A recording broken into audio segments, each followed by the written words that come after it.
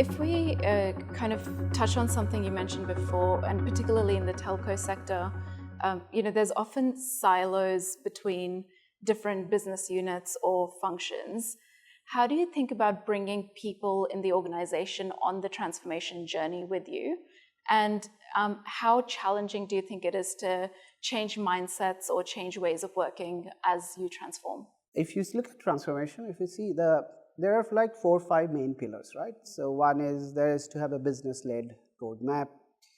Then there has to be technology, there has to be data, and then there has to be talent, but there also has to be operating model which enables the transformation to work. And in that operating model talent part, my personal belief is most of the value unlock happen. More than 50% of the value comes by people adopting the transformation and the operating model changing, enabling the people to use it. I'll give you some examples.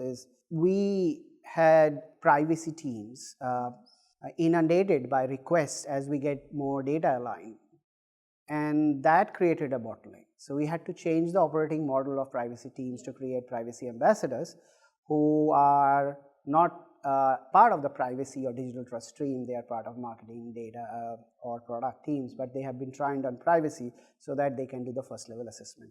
So we created essentially a tier of privacy enabled capability inside the company so as to unlock the model. So that the new thinking of the operating model needs to be there, because as we get more AI into the business process, the business process needs to be changed in a different way than automation. So automation previously would take 3 steps away and 3 steps will remain the same. Now all of the step, all the process is changing with AI.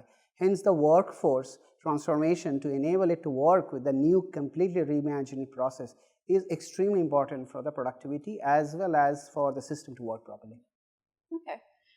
You touched on workforce there, so kind of thinking about that, the talent and digital and AI literacy required is also evolving just as quickly as the technologies are evolving.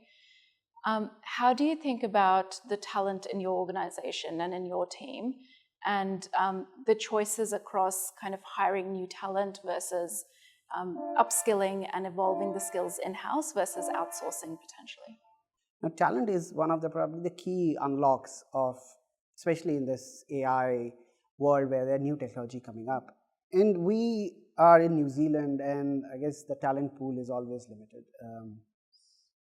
And we had this view that we will get expertise and also fresh talent, especially for the universities who come with fresh ideas. And then we had to make some choices in terms of how do you shape the talent pool from what we have currently, because we had a completely legacy data set. We had legacy systems on-prem, and now we are completely in cloud with the next generation of the systems.